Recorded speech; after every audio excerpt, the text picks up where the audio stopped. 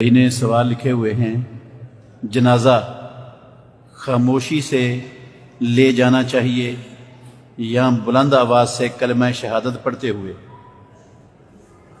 عزیز بھائیو،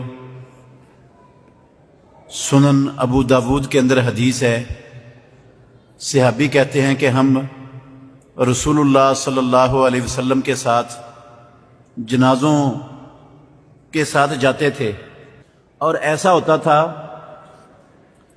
کہ ہم یہ سمجھتے تھے کہ ہمارے سروں کے اوپر یا کندھوں کے اوپر پرندے بیٹھے ہوئے ہیں، اگر ہم نے کوئی آواز نکالی تو وہ پرندے کیا ہو جائیں گے؟ اڑ جائیں گے۔ اس قدر خاموشی سے محمد الرسول اللہ صلی اللہ علیہ وسلم کے دور میں جنازے اٹھا کے قبرستان کی طرف لے جائے جاتے تھے۔ یہ جو کلمہ شہادت کا نعرہ لگاتے ہیں لوگ، کندھا دیتے ہوئے، چارپائی کو اٹھاتے ہوئے، یہ طریقہ نہ تو اللہ نے قرآن میں نازل کیا ہے، نہ مدینے والے امام محمد الرسول اللہ صلی اللہ علیہ وسلم نے سکھایا ہے، نہ پیارے پیغمبر کی زندگی میں ایسا ہوا ہے، نہ خلفائے راشدین میں سے کسی خلیفہ راشد کی زندگی میں ایسا ہوا ہے، نہ صحابہ میں سے کسی ایک صحابی سے ثابت ہے۔ اور میں اللہ کے گھر میں بیٹھا ہوں، علی وجہ البصیرت، اور ذمہ داری سے کہہ رہا ہوں،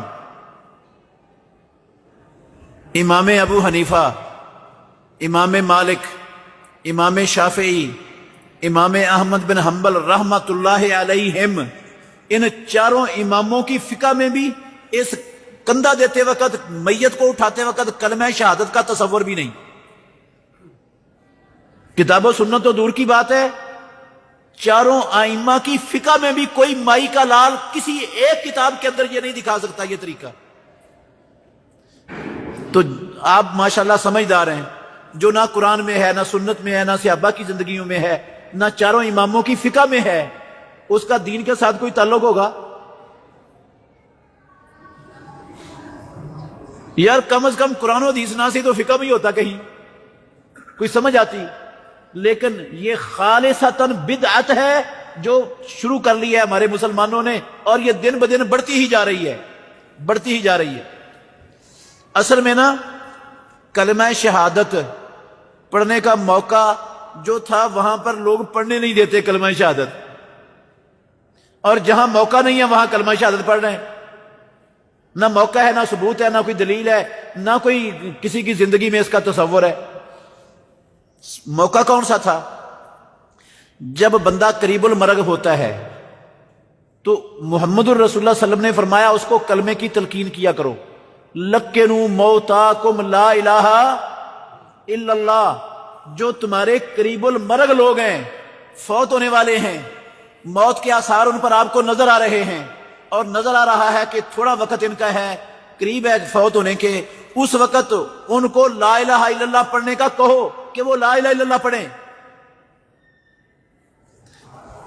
اللہ کے نبی نے کہا تھا کہ نہیں لا الہ پڑھ؟ کس کو کہا تھا؟ اپنے چچا کو، اپنے چچا کو ابو طالب کو کہا تھا، یا میں قل لا الہ الا اللہ، لا الہ پڑھ لے، لا الہ پڑھ لے، میں رب کے ہاں جھگڑ کر تیری سفارش کر لوں گا۔ نہیں پڑھا اس نے لا الہ۔ وہ ایک بچے کی عیادت کرنے کے لیے گیا، رسول اللہ صلی اللہ علیہ وسلم بیمار پرسی کرنے کے لیے، یہودیوں کا بچہ تھا، اس کے پاس بیٹھ گئے اللہ کے نبی، جا کر مرنے کے قریب تھا وہ بچہ۔ آپ نے فرمایا، یا غلام قل لا الہ الا اللہ، اے بچے لا الہ الا اللہ پڑھ۔ اس یہودی کے اس بچے کا باپ یہودی وہ بھی بیٹھا ہوا تھا پاس، اس نے رسول اللہ صلی اللہ علیہ وسلم کے یہ الفاظ سن کر اپنے باپ کی طرف دیکھا تو باپ نے کہا، اتے ابو القاسم، جو ابو القاسم کہتا ہے مان لو اس کی بات۔ بچے نے کلمہ پڑھا اور مسلمان ہو گیا اور فوت ہو گیا۔ رسول اللہ صلی اللہ علیہ وسلم نے فرمایا، ساری اللہ کی تعریفیں ہیں جس نے ایک انسان کو جہنم کی آگ سے بچا دی ہے۔ تو لکنوا موتاکم، یہ اللہ کے نبی کے لفظ ہیں، جو قریب المرگ لوگ ہیں ان کو لا الہ الا اللہ کی تلقین کیا کرو۔ ہمارے ہاں پتہ کیا کہا جاتا ہے؟ نا نا نا نا نا، اس کو لا الہ الا اللہ پڑھنے کا نہیں کہنا، غیر ممکن ہے وہ تکلیف میں ہو اور وہ انکار کر دے، جب میں نہیں پڑھتا اور اس کا مجرم آپ ہو جائیں گے۔ بھئی اللہ کے نبی کو نہیں پتا تھا کہ وہ تکلیف میں ہوگا، اور یہ بھی آگے سے وہ کہہ سکتا ہے، انکار بھی کر سکتا ہے لا الہ پڑھنے سے۔ اللہ کے نبی تو کہہ رہے ہیں لکنوا موتاکم، اپنے قریب المرگ لوگوں کو تلقین کیا کرو لا الہ الا اللہ پڑھنے کی۔ تو ادھر کوئی نہیں پڑھتا، ادھر منع کرتے ہیں، اور جدھر ہے ہی نہیں ادھر کلمہ شہادت، وہ صرف کلمہ شہادت کا نعرہ لگاتے ہیں، پورا کلمہ پڑھتا، پورا کلمہ کوئی بھی نہیں پڑھتے، اور یہ پڑھنے کا موقع بھی نہیں ہے۔ جنازے کی رفتار کتنی ہونی چاہیے؟ عزیز بھائیو، رسول مکرم صلی اللہ علیہ وسلم نے فرمایا کہ جب تم جنازہ اٹھا لو تو جلدی اس کو قبرستان کی طرف لے جاؤ، جلدی کیا کرو؟ اسرعوا بالجنازات، یہ رسول اللہ صلی اللہ علیہ وسلم کے لفظ ہیں صحیح حدیث کے، اسرعوا بالجنازات، جنازے کو جلدی لے جایا کرو۔ اگر تو وہ نیک بندہ ہے جس کی میت کو تم نے اٹھایا ہوا ہے تو جلدی لے جانے کا فائدہ یہ ہے کہ وہ اللہ کی رضوان اور رحمتوں اور برکتوں اور جنتوں کی ہوا کی طرف وہ جلدی پہنچے گا، اور یہ دنیا کی ساری پریشانیوں سے اس کی جان چھوٹ گئی ہے، ساری دنیا کی علائشیں ختم ہو گئی ہیں، اب اس کو کہاں پہنچاؤ گے؟ اللہ کی رحمت، رب کی جنت، رضوان اور اللہ کی خوشنودی کی طرف لے جا رہے ہو تو جلدی لے جاؤ، اس کو نکال لو، اس کو دنیا کی پریشانیوں اور ان چیزوں سے اللہ کی خوشنودی تک پہنچاؤ اس کو۔ اور اگر وہ بد ہے، بے ایمان ہے، بے دین ہے، تو پیارے پیغمبر نے فرمایا فَشَرٌ تَضَعُونَهُ عَنْ رِقَابِكُمْ، ایک خام خواہ کا بوجھ تم نے اپنے اوپر اٹھایا ہوا ہے، جلدی جلدی اتارو جا کے بوجھ کو، چھتی اتر جائے تمہارے کندھوں سے بوجھ، یہ مصیبت سے تمہاری جان چھوٹے۔ ہاں، جو بوجھ اٹھایا ہوا ہے تم نے اس کو جلدی اتار دو۔ اگر گندا ہے تو بوجھ اتارو گے، اگر اچھا ہے تو اس کو رب کی جنتوں اور رب کی رحمتوں کی طرف کیا کرو گے؟ بھیجو گے۔ اس لیے جلدی جنازے کو، یہ جو ہوتا ہے نا، اوے آستہ چلو بھی آستہ، پیچھے ہر کوئی جنازوں میں اور یہ دفن کے وقت جتنے لوگ ہوتے ہیں نا سارے ہی مفتی بنے ہوتے ہیں، ایک سے بڑھ کر ایک مفتی، ایسے مفتی دنیا نے کبھی دیکھے نہیں ہیں جیسے وہ مفتی بنے ہوتے ہیں۔ جتنے منہ، جتنی زبانیں، اتنے ہی مفتی، ہر بندے کی زبان کینچی کی طرح چل رہی ہوتی ہے، کوئی کہتا ہے یہ کرو، کوئی کہتا ہے یہ کرو، کوئی کہتا ہے یہ کرو، پتہ کک کا نہیں ہوتا، اور ہر بندہ فتویٰ دینے کے لیے بیٹھا ہوتا ہے وہاں پر، تماشا لگایا ہوتا ہے، تماشا لگایا ہوتا ہے۔ دیکھا کبھی آپ نے؟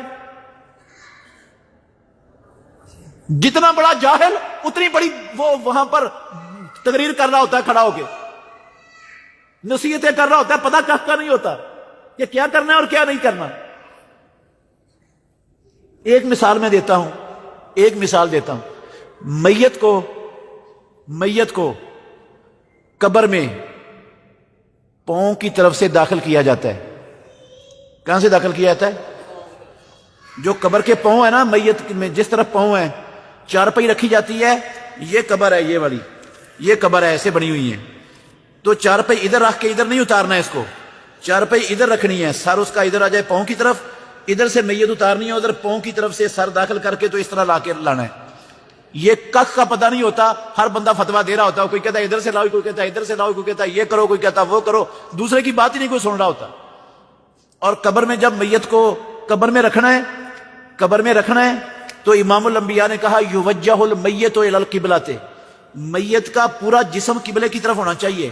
جس طرح دائیں پہلو پر ہم لیٹتے ہیں نا، سوتے ہیں دائیں پہلو پر، یہ ہے سنت محمد الرسول اللہ صلی اللہ علیہ وسلم کی، اللہ کے نبی کا طریقہ میت کو قبر میں رکھنے کا، کہ اس کو دائیں پہلو پر پیچھے قبر کی دیوار کے ساتھ ٹیک لگا کے نا اس کو دائیں پہلو پر لٹانا ہے، صرف چہرہ اس کا قبلے کی طرف نہیں کرنا کہ باقی میت کا جسم سیدھا پڑا ہو اور چہرہ اس کا قبلے کی طرف ہو، ایسا نہیں ہے، بلکہ اس کو پورے جسم کو اس کے قبلے کی طرف لٹا کے رکھنا ہے، یہ حکم ہے۔ اس کا کخ پتہ نہیں ہوتا اور ہر بندہ ہی مفتی بن کے فتوے جاری کر رہا ہوتا ہے اس وقت وہاں پر۔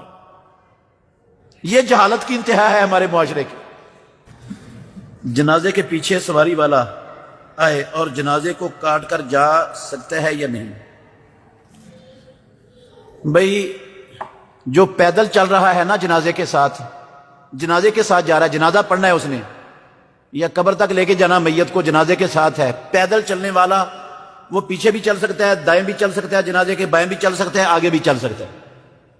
اور جو سوار ہے جنازے کے ساتھ، جو سوار ہے، جو جنازہ پڑھنے جا رہا ہے، وہ سواری والا پیچھے رہے گا، وہ نہ دائیں نہ بائیں نہ آگے میت کے چل نہیں سکتا، اس کو اللہ کے نبی نے پیچھے رہنے کا حکم دیا ہے۔ اور جو جنازے کے ساتھ نہیں ہے، جنازہ آپ سڑک پر لے جا رہے ہیں، سڑک پر لوگ جو ہے نا مسافر، ان کی بسیں، ان کی کاریں، ان کی گاڑیاں سفر کر رہی ہیں، تو وہ بھی پیچھے جائیں گے جب تک قبرستان نہیں آئے گا۔ یہ حکم ان کے لیے نہیں ہے، یہ حکم ان کے لیے نہیں ہے، وہ ایک سائڈ سے اپنی گاڑیاں گزار کے جا سکتے ہیں، ان کے لیے کوئی رکاوٹ نہیں ہے۔ یہ جو پیچھے پیچھے چلنا ہے یہ ان لوگوں کے لیے ہے جو جنازے پر ہیں اور سواری پر سوار ہیں، موٹر سائیکل پر ہیں یا گاڑی پر ہیں، وہ نہ جنازے کے دائیں طرف چلیں گے، نہ بائیں طرف چلیں گے، نہ آگے چلیں گے، وہ جنازے کے پیچھے چلیں گے۔ اور جو پیدل ہیں وہ چاروں طرف جہاں مرضی چاہیں چل سکتے ہیں، یہ سنت ہے جنازے پر چلنے والوں کے لیے۔ بہترین صدقہ جاریہ حاصل کرنے کے لیے اس ویڈیو کو لائک، کمنٹ اور شیئر کرنا مت بھولیں۔